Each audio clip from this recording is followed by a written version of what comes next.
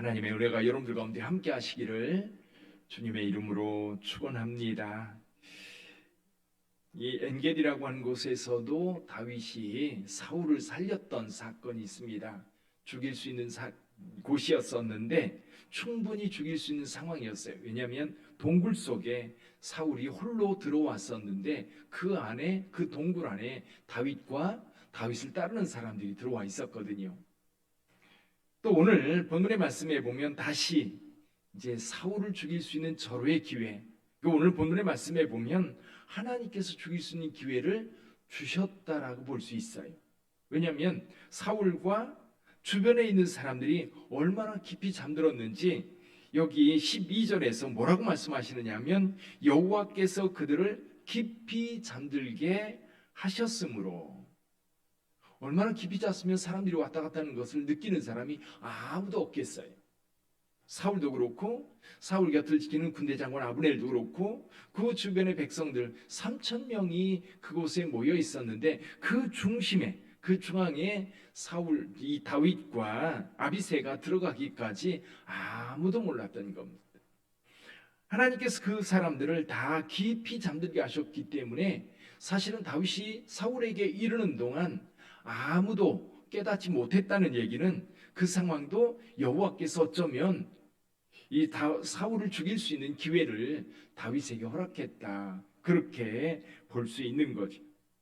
그럼에도 불구하고 다윗은 죽이지 않습니다. 아비새가 다윗에게 이렇게 말했습니다.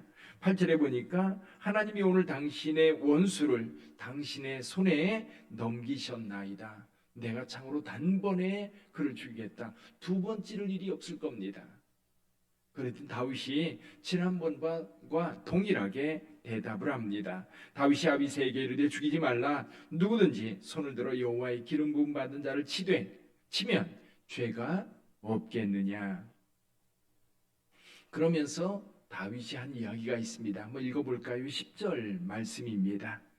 다윗이 또 이르되 여호와께서 살아계심을 두고 맹세하노니 여호와께서 그를 치시리니 혹은 죽을 날이 이르거나 또는 전장에 나가서 망하리라.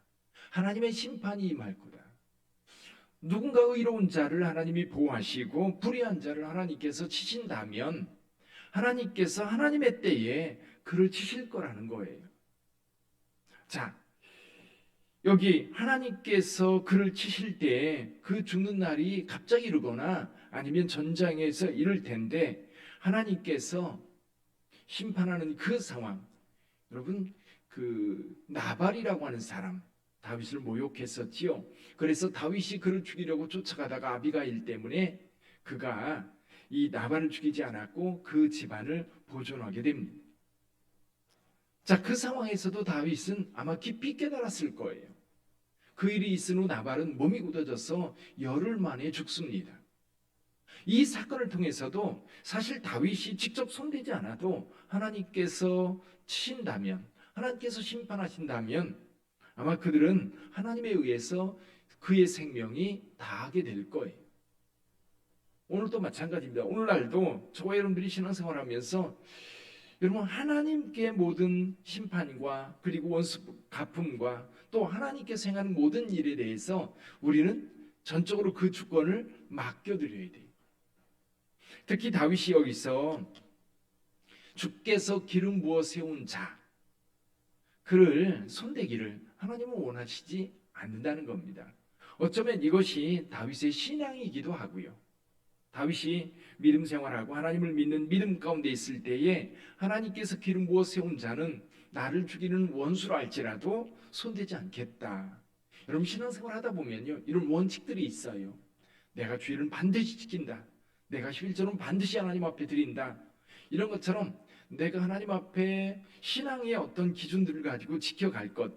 이 행동, 사울이 다윗에 의해서 2번이나 죽임당할 수 있는 기회가 있었지만 다윗은 그를 죽이지 않습니다.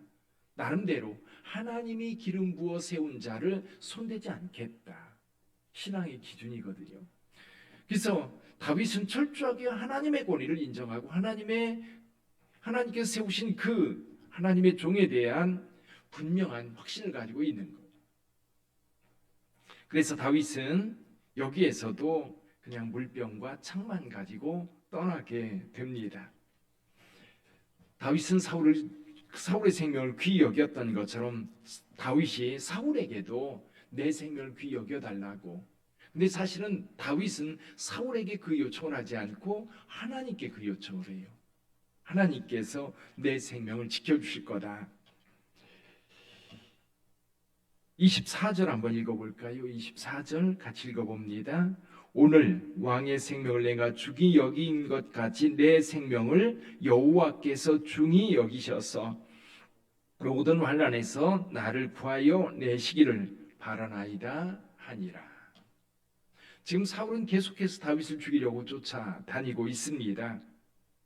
그런데 다윗은 사울의 생명을 귀히 여기고 있어요. 근데 사실 여기서 사울이 내 생명을 귀히 여겨달라고 사울에게 이렇게 요청하는 게 아니라 하나님께서 중히 여기실 거라고 확신하고 있는 거예요.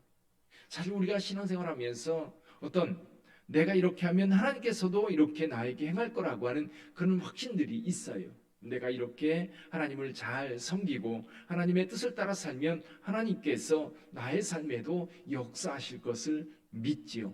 또 기대합니다. 여러분, 그 기대가 믿음이기도 해요.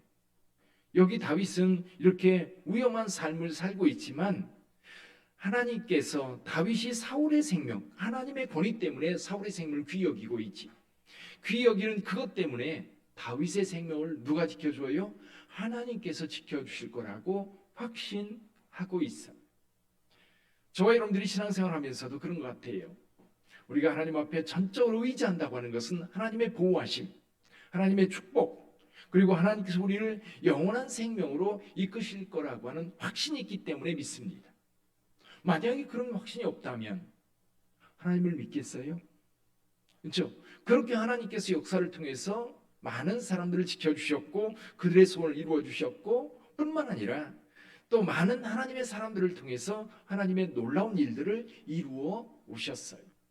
내가 이렇게 섬기면 하나님께서 우리 구역을 이렇게 세워주실 거다. 내가 회장이 되어서 우리 여전도회를 섬긴다고 한다면 여전도회를 섬기는 이 섬김을 통해서 우리 여전도회를 부흥시켜 줄 거를 기대할 것. 우리 교회가 세워지면 하나님 우리 교회를 통해서 지역사회 교회가 보다 더 당당하게 하나님의 말씀을 전할 수 있는 기회를 마련할 거라고 하는 것을 기대하면서 건축하는 거예요. 뿐만 아니라 우리 교회가 세워지면 이 교회를 통해서 지역사회를 구원할 뿐만 아니라 하나님의 놀라운 하나님 나라를 위한 어떤 역사를 이루어갈 거라고 하는 기대가 저와 여러분들에게 있는 겁니다. 그게 건축하는 거예요. 힘들어도 하는 거예요. 만약에 그런 기대가 없다면 하겠습니까? 소망이 없으면요 행동하지 않습니다. 믿음이 없으면 따라가지 않습니다. 오늘 다윗도 사실 사울의 생명을 귀히 여기면서 하나님 앞에 기도하고 있는 거예요.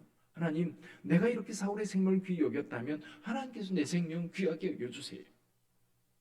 지금 도망자로서 얼마나 많은 위기가 다윗에게 있었습니까? 그렇지만 그 상황 속에서도 다윗은 하나님을 의지하고 있고 하나님과 함께하고 있는 거예요. 그래서 여러분, 여러분의 삶 그리고 여러분의 기도로 인하여 여러분의 자녀들이 믿음으로 돌아섭니다. 또 여러분의 기도 때문에 여러분이 하고 있는 일들이 뭐 세상의 어떤 성공한 사람처럼 대단한 성공이 아니더라도 여러분 하나님이 여러분의 길을 인도하고 있다는 것을 여러분이 느끼고 그리고 고백하게 될 거예요. 여러분의 기도를 통해서 하나님이 놀라운 역사를 이루고 있다는 것을 확신하고 계속해서 기도하며 헌신할 수 있는 저와 여러분들이 되기를 주님의 이름으로 축복합니다. 기도하겠습니다.